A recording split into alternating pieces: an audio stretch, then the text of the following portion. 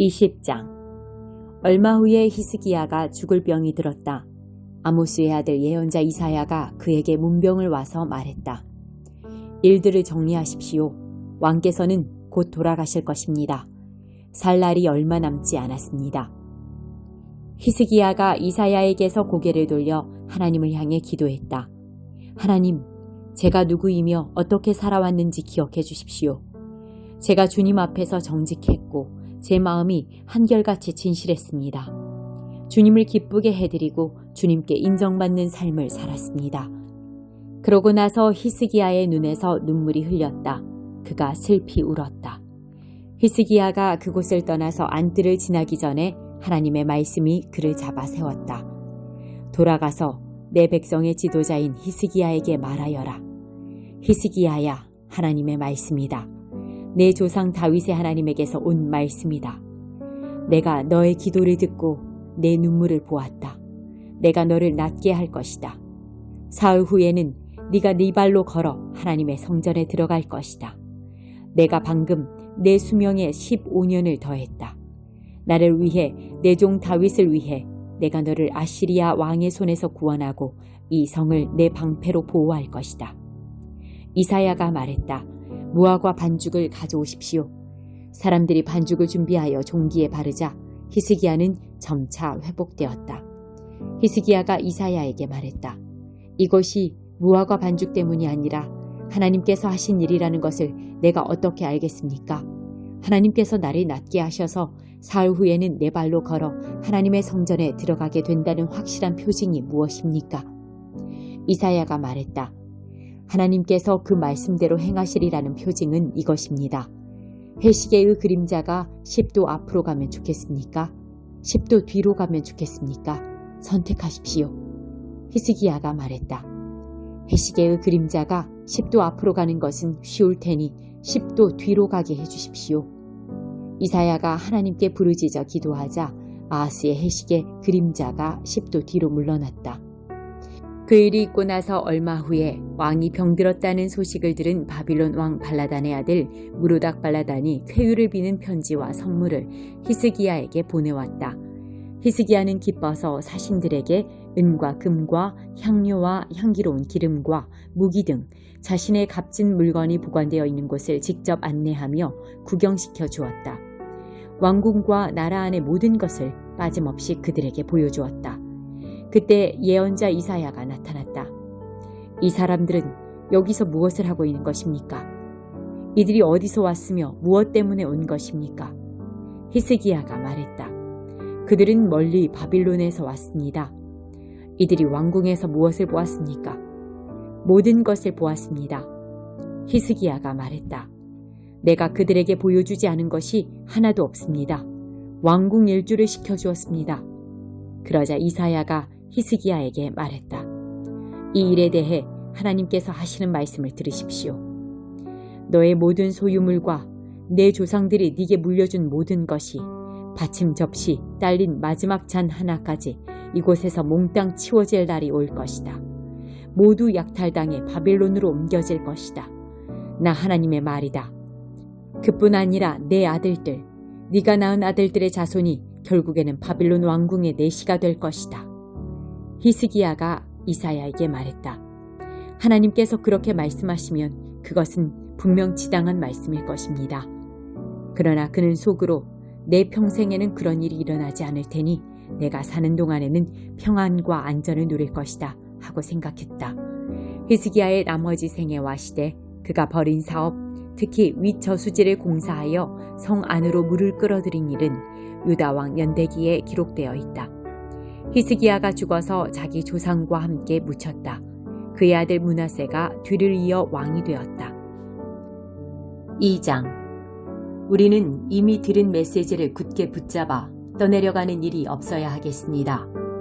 지난날에 천사들을 통해 전한 메시지가 유효해서 아무도 그것을 피해갈 수 없었는데 하물며 최근에 우리가 받은 이토록 장엄한 구원의 메시지를 어떻게 소홀히 할 수 있겠습니까?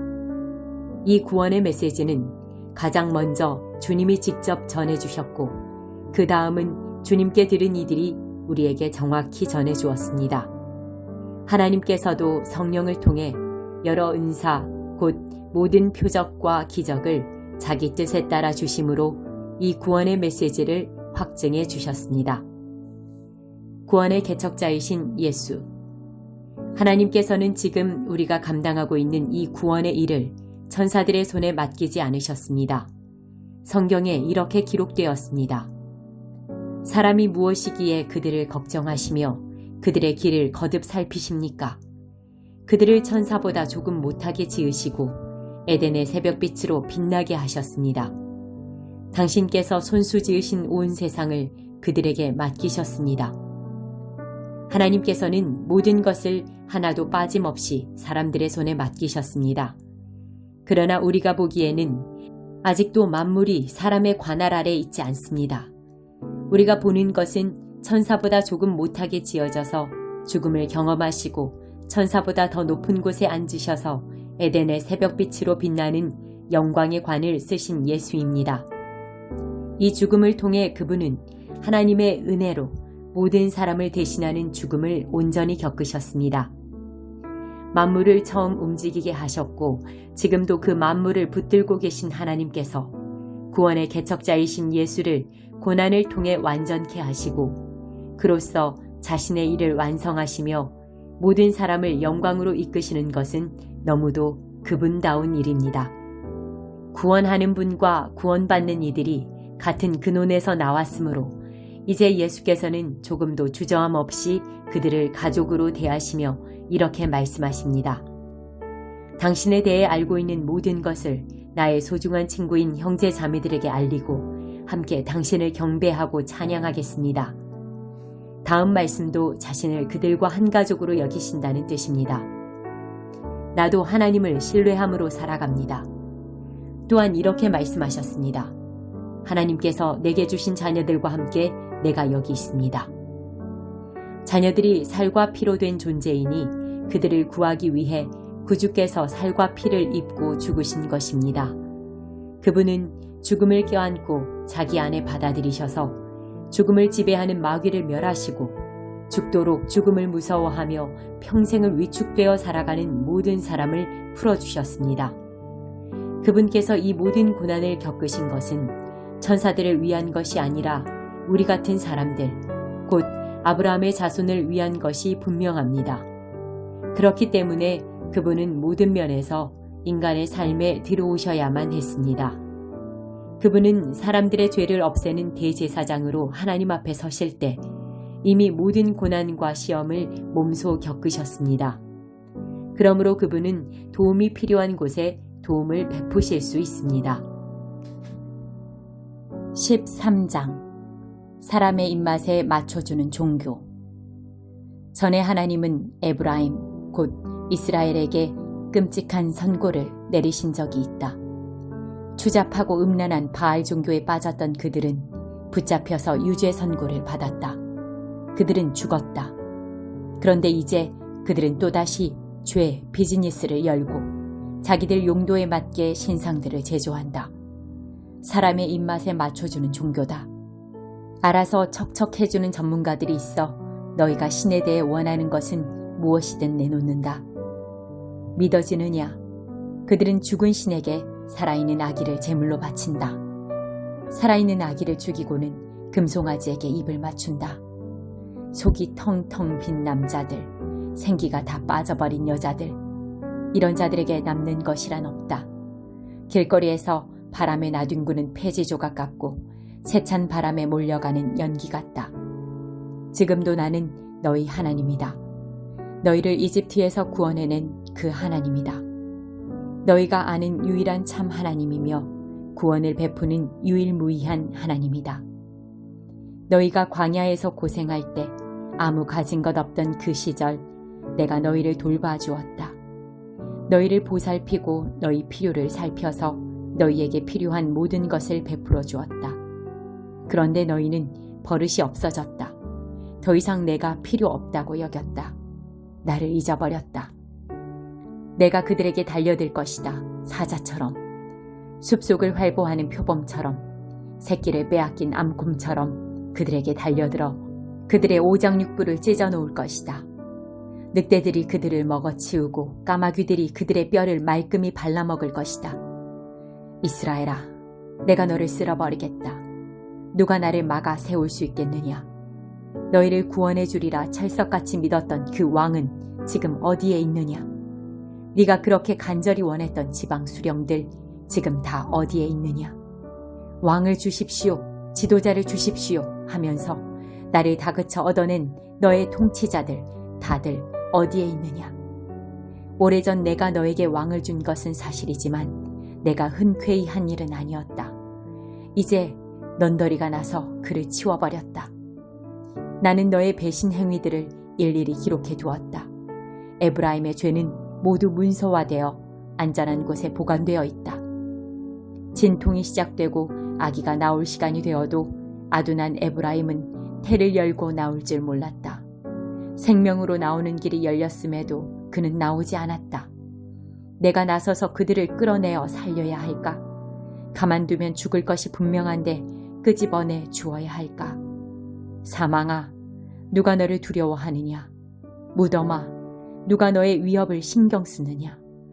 마침내 내가 슬픔을 배제시키고 비탄을 추방시키리라. 에브라임, 그 문제아가 아무리 망나니 짓을 해도 결국 그렇게 되리라. 하나님의 광풍이 오고 있다. 노호하며 사막에서 오고 있다. 광풍이 온 나라를 휩쓸어 폐허와 잔해만 남길 것이다. 도성은 약탈당할 것이며 애지중지하던 물건들은 다 사라질 것이다. 사마리아가 자기 하나님께 맞서 반역했으니 이제 그 대가를 치러야 하리라. 그의 백성은 죽임을 당하고 아기들은 바위에 메어침을 당하며 임신한 여인들은 배가 찢어질 것이다. 137편. 우리 바빌론 강변 곳곳에 앉아 울고 또 울었네. 시온에서 행복하게 보낸 옛 시절을 떠올렸지. 사시나무 옆에 쌓아두었네.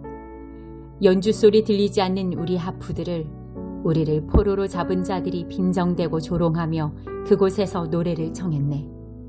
멋진 시온 노래 한 곡 뽑아봐라. 아, 우리가 어찌 하나님의 노래를 이 불모지에서 부를 수 있으랴. 예루살렘아, 내가 너를 잊는다면 내 손가락이 낙엽처럼 말라 비틀어지리라. 오 사랑스러운 예루살렘아, 내가 너를 기억하지 않는다면, 내 너를 가장 소중한 것으로 여기지 않는다면 내 혀가 부어오르고 새까맣게 타버리리라.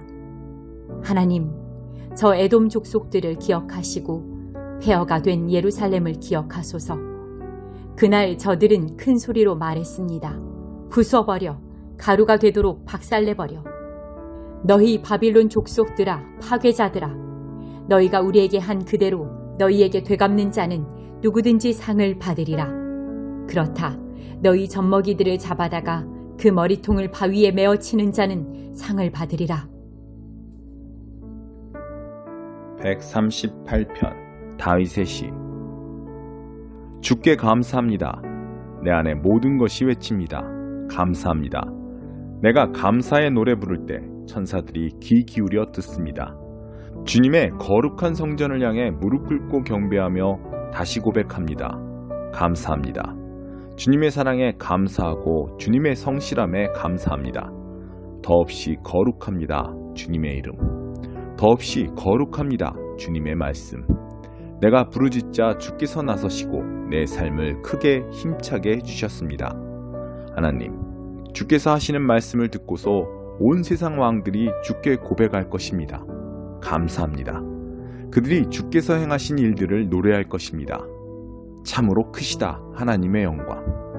하나님은 높이 계셔도 이 낮은 아래를 굽어보시고 멀리 계셔도 우리의 모든 일을 아시기 때문입니다. 내가 극심한 고난의 길을 걸을 때 분노와 혼란 속에 있는 나를 살려주소서. 한 손으로는 내 원수를 치시고 다른 손으로는 나를 구원하소서. 하나님, 내 안에서 시작하신 일을 매듭 지어 주소서. 주님의 사랑 영원하니 나를 포기하지 마소서.